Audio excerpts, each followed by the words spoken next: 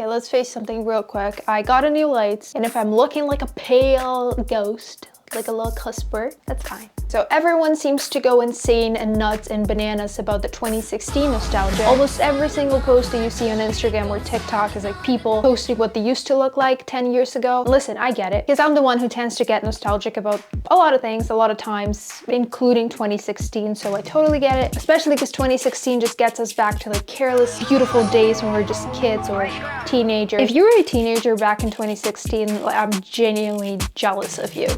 Like, I really am. And it's not only the vibe that makes 2016 that special. Pantone Company has been doing the color of the year since 1990, I think, if I'm not wrong. And 2016 was first ever year that they've used 2 colors of the year, not just one. And it's called Rose Quartz and Serenity. And if you look at the tones of these colors, the hues, it makes total sense now. Now it's been long 10 years, and we have experienced a lot through this decade, including the pandemic, 25 societal collapses, and maybe some good funny memories as well.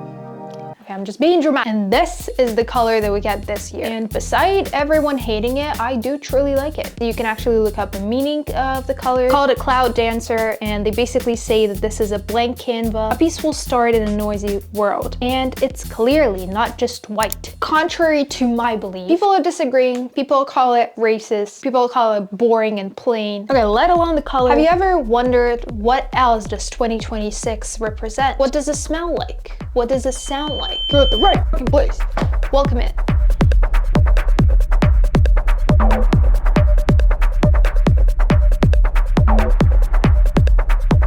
Yeah, I was just filming this entire thing and then I've realized my microphone's dead, so that's great. Now, when I first was looking for the smell of the year, in my head I meant like the actual nature-ish smells, like something that has to do with earth, like a poppy smell or something like that. Blueberry bush. Is that even a bush? But no, as of right now, all people do is just guess the actual trends of the fragrances, like the perfumes. And if you were wondering, it's something that you can pick up from the color of the year. It's gonna be, I got a quote. Earthy, comforting, and sensory nostalgic, with keynotes featuring mouth-watering gourmands, vibrant berries, smoky coffee, and specifically futuristic minerals. The fuck is futuristic minerals? But okay, since we don't have a specific smell, I thought maybe I should just establish it myself. And since I'm in Canada and we get like billion storms per month and 100 centimeters of snow every single week and an earthquake, apparently. And about the snow, I wasn't joking, because Canada is literally broken its own record. Canada has had like the biggest amount of snow ever since 19 something, so that's great. That being said, I think the smell of the year, even though we still have the whole year ahead, we have spring, we have summer coming up, we have winter again coming up. So far, based on what people in this country had to witness, and not only in this country, because I think it's getting everywhere, I think the smell of the year should be the gasoline coming out of the snow removal cars. Word of the year. And whoever just said 6-7, I hope you know that you have a secured place in hell. But actually, this is exactly this one aspect that I think we should be getting at the end of the year. And apparently that was also a thing and I never knew. If you search up what was the word of the year in 2014, it will actually give you one word. Because I think the dictionaries or something are pulling out the word of the year, summing the whole year out. Just for the reference, the word of the year in 2025 was slop. It was slop. After yet another year of high-profile news stories and internet trends, Merriam-Webster, I assume that's a dictionary, has chosen one word to sum up 2025. Slop. Yes, I confess, this was a clickbait. I can't give you the word of the year right now, but there's still a reason I'm including it. People still got some guesses about it, okay? Which is self-empathy, balance, peaceful, prosperous, gratitude. No, and that's all. Like, don't get me wrong, these are beautiful words, but how close do you think we are to get the word of the year, balance, if the word of the year last year was slop?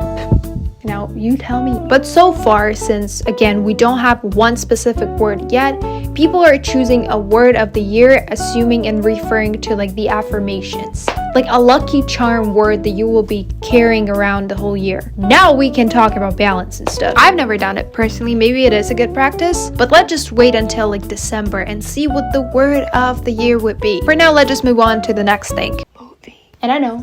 The year has just started, as I said, but may I just get a minute to appreciate Avatar Fire and Ash and give it a minute of applause. What's up, cutie?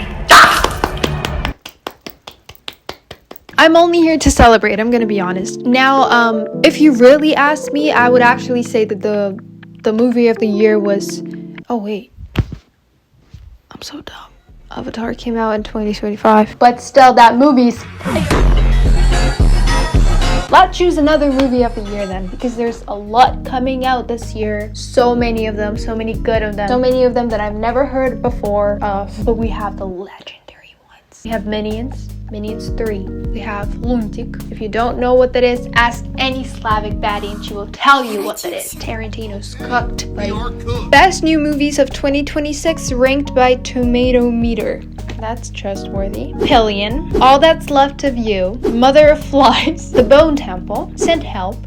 Looks like a hidden message to help. To rescue someone. Actually, them all because right after I finished filming that video, I found out that Devil Wears Prada 2 is coming out this year, and I don't care about any other movies because I love the first part and I'm waiting for the second one. Anyway, I'm just gonna like look through randomly with my closed eyes and then choose a movie of the year. H is for Hawk. Tua. Trend of the year. 2016 is the trend of the year, that's all. I don't know if I missed something last year, like in the beginning of last year when everyone was as nostalgic about 2015 as they are now with 2016. I don't think so, no? But you already know it. King Kylie, 2016 makeup, 2016 outfits, 2016 music, 2016 vibe. And you know, I'm fully content with it, as are so many people. Everyone seems to be having so much fun about it. Like, yeah, sure, if we have a chance to go back to the pleasant, the most beautiful year of our life, absolutely. Apparently, one of the things that we can actually foreshadow is the song of the year. Maybe it's some kind of reward, award, whatever. Just ask the Golden Globe. Ironically, the song Golden, the name of the song Golden from K-pop Demon Hunters, just won the 2026 Golden Globe for the best original song, and that moment was huge. That's a quote. And forgive me for my own disgrace, I haven't listened to this song. We can absolutely do it right now. Should I just play it on my Mac?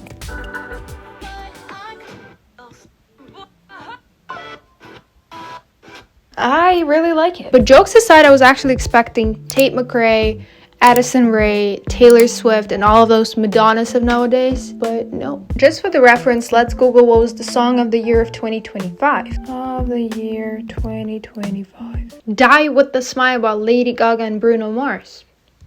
Cool. Okay, I only have 1 minute left on my SD card, and I just want to make it quick, make it polished. Why am I holding it like that? Like I'm praying. I'll see you next time. Thank you so much for watching. If you have any guesses for any of the aspects that I mentioned for the year ahead, let me know in the comments below. Subscribe, follow, like, hit the bell. Let me also know what you think of this video in general. Thank you so much. I'll see you guys next time around.